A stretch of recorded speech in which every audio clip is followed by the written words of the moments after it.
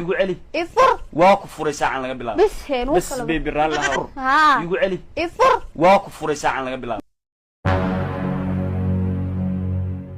قانون leedahay oo meel kugu la soo koray eriga ma tirahdeen teeda kale aanu naagtiisi baan ahay xaaskiisi baan ahay ilmihiisa mustaqbalka hooyadood baan ahay inaan maanta la siiyo ya ninkii raganimada wax ka yaqaan baa garanaya kowde teeda labaadna daraawiishid kuma jiro adiga dhahaye kuwa idin la dhashay miyaad bahdishaan ma waxa tirahdaan magaalada markii la mariyo nooca amyaatiin walaashay weeye iyaan la igu ka sawirinaa meelaha mar عليكم ورحمة الله وبركاته إنا لله وإنا إليه راجعون والله وبالله وتالله إله سايس يسري عن بان كدارت إلهي أبورت بان كدارت والله وبالله وتالله هبين كان نبي عاي والله إنا الميل المري يميلان شوقين دل يرى وقلت كدعي بان هاي الشيطان بقى قرحيي إن ما هذا الرجال حالك يقول عادي ما هين إلهي كبقى في اليوم أنا تبتوق صورك سوا بالشبعان إلهي برطوبة كر لا إله إلا الله محمد رسول الله يقرأ الله وحبيبك إلهي يقرأ الله وحبيبك إلهي يقرأ الله اللهم صل على سيدنا محمد وعلى آل سيدنا محمد صلى الله عليه وسلم إلهي كبقى وبالشبعان إلهي كبقى والله وبالله وتالله إلهي وحنيا ملاحقة كان والله الميلان مريو يميلان شوقو والله إنني والله نو صار سبسكرايب إلهي خير ها قصية واحد دقات ku farxday Ilaahay ha qosiyo ku soo bir xaq soortii fi wararkii ugu dambeeyay oo isku raarana ayaa ka dabageynay war aan hore loo arag ayaa soo dhacay huda amuun oo baraha TikTok live loogu dhax furay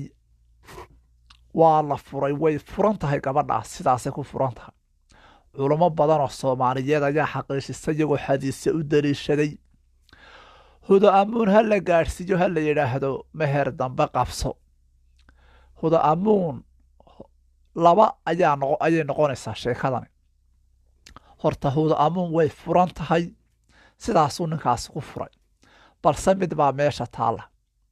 sida culimadu sheegayaan waxay leeyihiin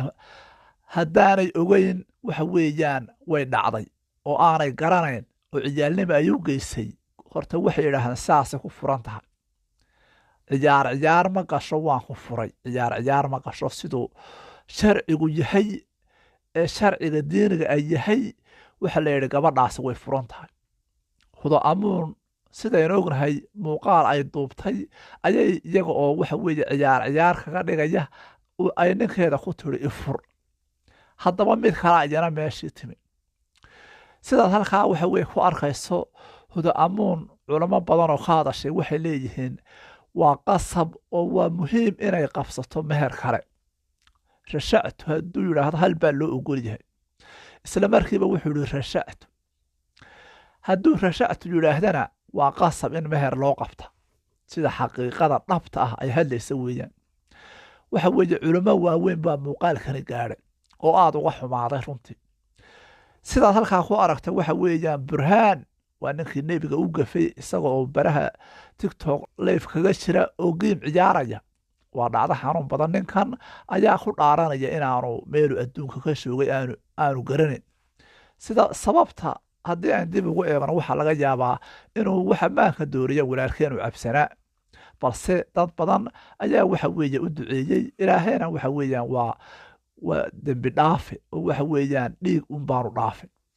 haddaba waxa weeye walaalkan burhaan waxaa leenahay ilaahay ha ku soo hanuuniyo sidaad halkaa ku aragtay waxa weeyaan fanaanka caanka ah ilka casaqays oo dalweynaha ingiriiska ku qabanaya show kale oo la isku arki doono lagu xoreysay xoreysataye sawdiga xooxdii ka maaray dalweyne ingiriiska ilka caso haddaba waxa weeyaan ilka caso uu yidhi deegaan baaban u noqonaya halkan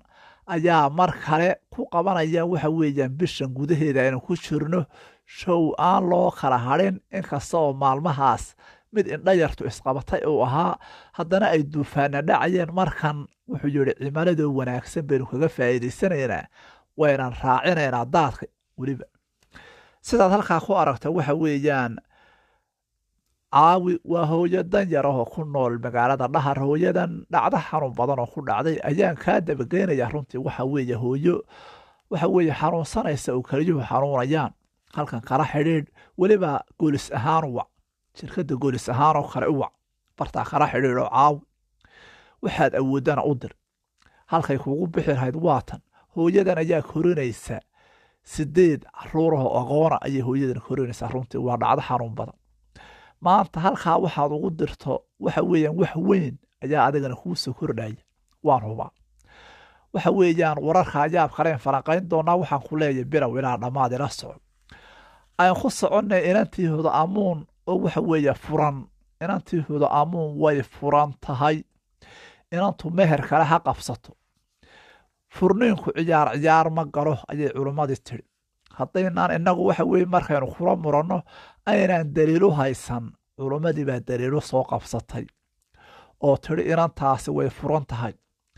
balse iyaga oo maagaya waxay yidhaahdeen kolley inantaasi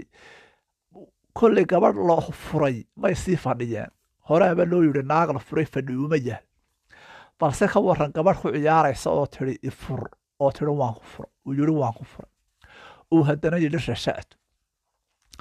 haddaba culummo badan ayaa waxay leeyihiin gabadhaasi sidaasay ku furan tahay